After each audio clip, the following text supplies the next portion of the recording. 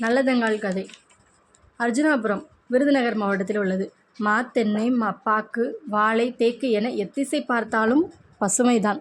வானம் பொய்க்காத வளமை மாறாத பூமி. இந்த ஊரில்தான் மதுராபுரி நகரத்தில் பிறந்த மன்னன் ராமலிங்க மகாராஜர் ஆண்டு வந்தார். இவர் மனைவி இந்திரா ராணி. திருமணமாகி பல வருடங்கள் கழித்துதான் குழந்தை பெயர் கிடைத்தது. மூத்த மகன் பெயர் நல்லதம்பி, இளைய மகள் பெயர் நல்லதங்காள். 2 பேரும் செல்வ செழிப்போடு வாழ்ந்தார்கள். மிகவும் பாசத்தோடும் அன்போடும் இருவர்களையும் வளர்த்து வந்தார்கள். ராமலிங்க மகாராஜாவுக்கு வயது முதிர்வு நெருங்கியது. மூத்த மகன் நல்லதம்பிக்கு திருமணம் செய்ய முடிவு செய்தார். குந்தவை தேசத்தை ஆட்சி செய்த கோமகனின் மகள் மூலியலங்காரியை திருமணம் செய்து வைத்தார். திருமணம் செய்து வைத்த 10 நாட்களிலேயே இந்திரா மகாராணி இறந்து விட்டார். மனைவி இறந்து போன சோகத்திலும் மகளுக்கு மனம் முடிக்காத துக்கத்திலும் ராமலிங்க மகாராஜரும் கண்மூடினார்.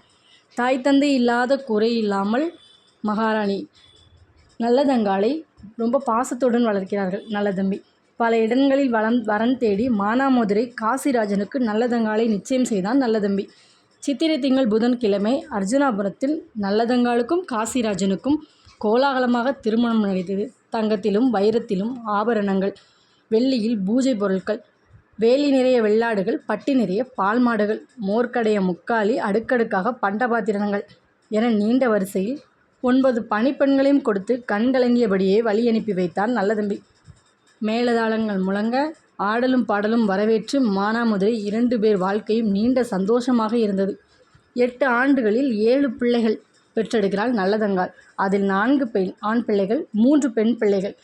நல்ல வழியாக இந்த வாழ்க்கை போய்கொண்டிருக்கிறது. இவர் வாழ்க்கையில் பெரிய சோகத்தை ஏற்படுத்தியது.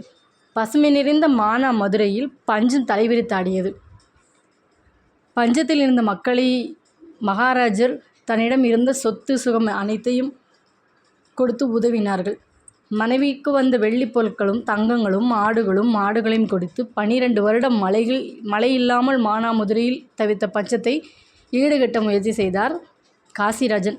ஆனால் முடியவில்லை. எவ்வளவு கொடுத்தாலும் பஞ்சம் ஒவ்வொருவரையும் வாட்டி வதைத்தது. ஆடு மாடுகள் தண்ணீர் இல்லாமல் இறந்து போனது.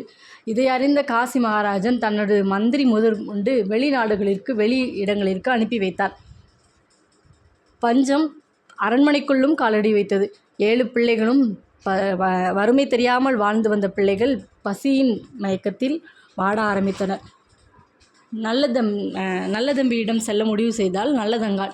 இதை எப்படி தன் கணவரிடம் சொல்வது என்று தெரியாமல் காசி மகாராஜனிடம் சென்று அவரையும் சேர்த்து சென்று கூட்டிவிடலாம் என்று முடிவு செய்தார். காசி மகாராஜனிடம் சென்று, பாருங்கள், நம் அண்ணனிடம் போய்விடலாம், என் அண்ணனிடம் சென்று விடலாம், பஞ்சத்தில் இருந்து நாம் பிழைத்து கொள்ளலாம் சொல்கிறாள். வறுமை வாழ்ந்து கட்ட குடும்பம் என்று சொல்வார்களடி, நாம் அப்படி செல்ல வேண்டாம் என்று காசிராஜன் அன்போடும் அரவணைப்போடும் நல்லதங்களுக்கு எடுத்து கூறுகிறாள். எந்த தாயால் தான் தன் குழந்தைகளின் பசியை தாங்கிக் கொள்ள முடியும்? 7 பிள்ளைகளும் மெலிந்து மிகவும் சோர்வாக ஒவ்வொரு இடத்திலும் படுத்து கிடப்பதை கண்ட நல்லதங்காளுக்கு மனம் மிகவும் நொந்து போனது.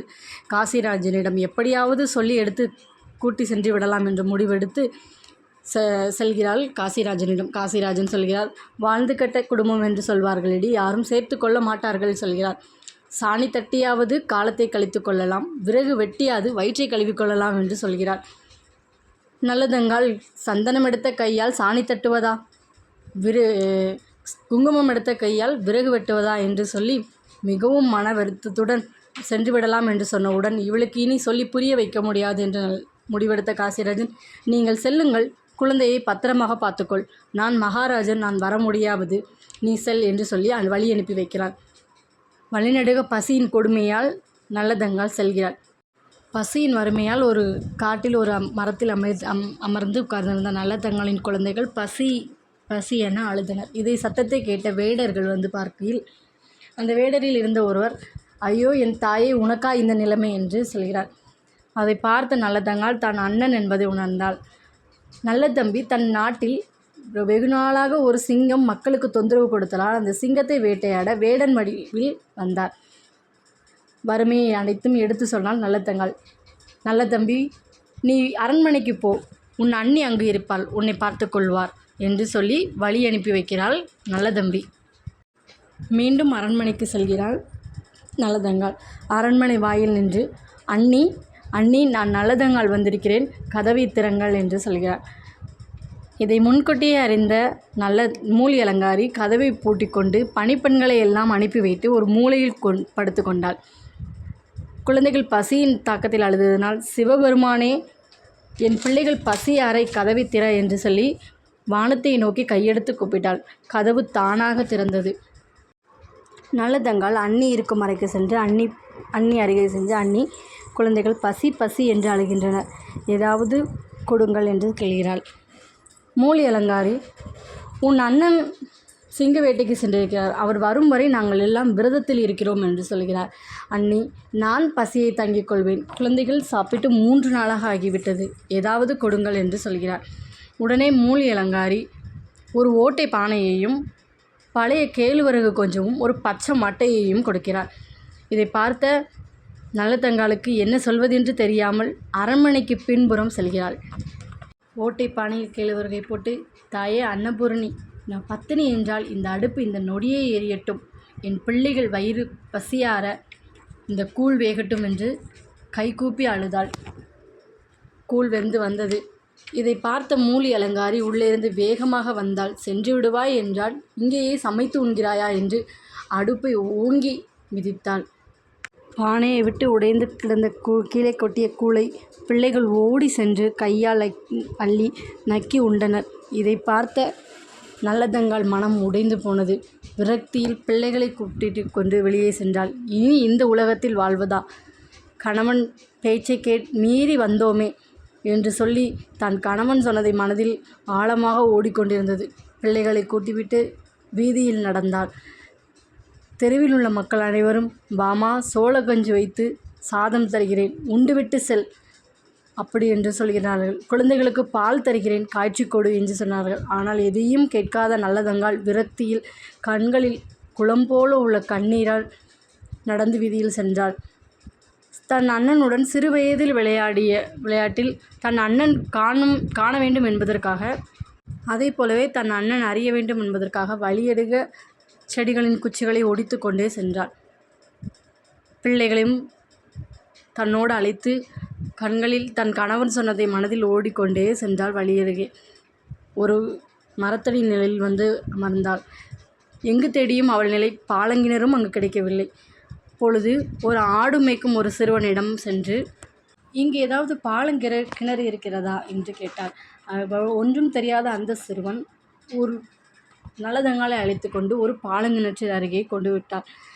குழந்தைகளை பாலங்கிணற்றில் அருகில் முன்னாடி உட்கார்ந்து வெகுநேரம் யோசித்தால். குழந்தைகள் பசியின் மயக்கத்தில் உறங்கிவிட்டனர்.